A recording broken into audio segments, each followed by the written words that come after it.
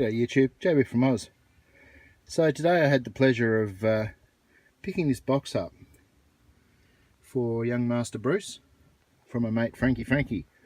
I think it is a box for the boring head that he picked up, so perhaps Bruce can shed a little bit more light on that and maybe even show us it with the tool back in this box. Still needs some hinges, but I'm sure Bruce is going to be well and truly able to sort that out. So next on the list of fun acquisitions is this little box, which I don't quite know why I bought it, but it's a little cast transfer plate, I suppose, and it may end up being my first scraping project.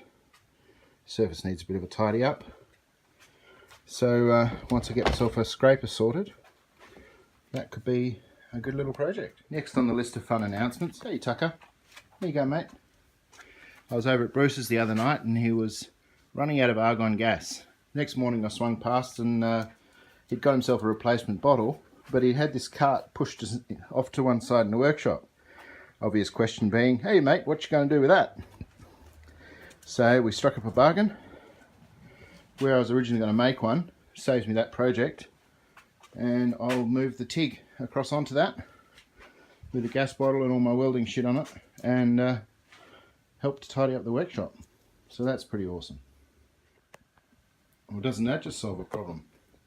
Not only does the TIG fit on there, Master TIG 250, but my plasma fits on there as well, and plenty of room for consumables on the shelf above. So that is an absolute win.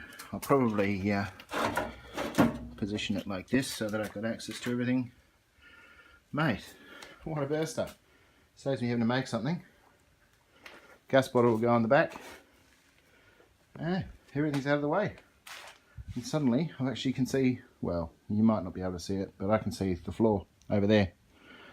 And the cleaning up job gets a bit easier. Thing that happened, I found myself a rubber mallet down at Aldi in their disposals bin. It's got a little hook on there, and I thought that's great. And then I realised it's actually spring loaded, so that when it's a tent peg hook, so when you're trying to get your tent peg out, you can actually use it as a slide hammer to knock stuff out.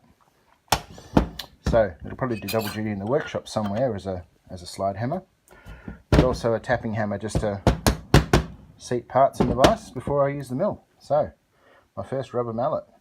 The last bit of fun that arrived to me today is this little box. Went real cheap, so I was quite happy with that. And as we open it up,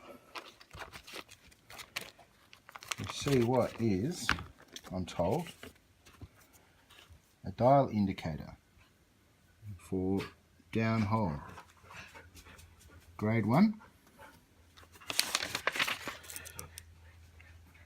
I might have to use the old YouTube interpreter and understand what all this is saying. Is there an English section? Here we go. Technical data. 0.01. Measuring range. 0 to 2. How's it going to measure 0 to 2? Oh, that's the range. So, yes, we have a 0 to 2. Might be needing a little bit of assistance. 534129.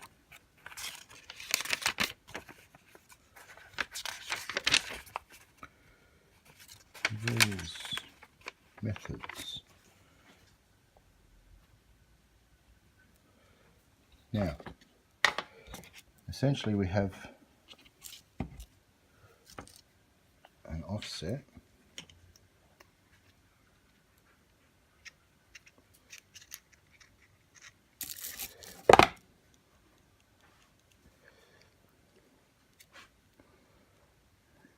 Feels a bit gummy, so it's going to need a service. A 0 to 2 mil in 0.01 mil increments, which is then placed over the top of a downhole bore gauge. The beautiful thing about this is there's a set of interchangeable tips for different readings. I don't know if you can read that. 6 to 6.2.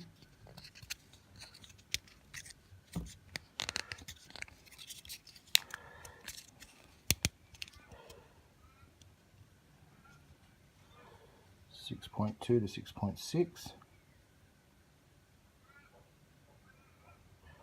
and so each of those, I gather, will either be a pin over the face or a pin over the back. I'm not quite sure yet. We have a another piece of clampage. Don't know. It's a mystery, lads. But I'm told 0.1 range between 6 mils and 10 mils. Downhole bore gauge. So after I give it a bit of a tidy, we'll see what we can see. Bore gauge model.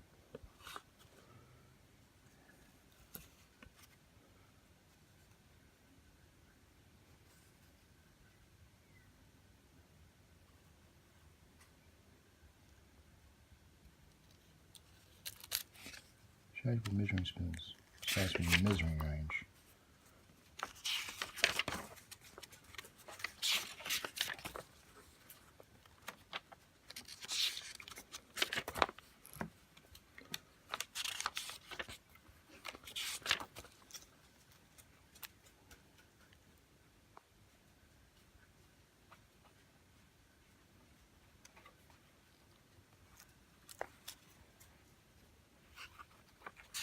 $19.85.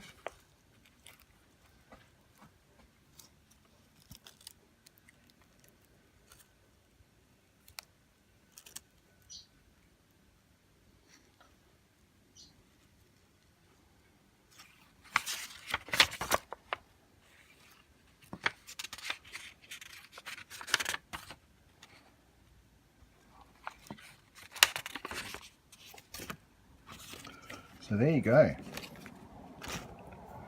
Thank you for watching. Catch you next time.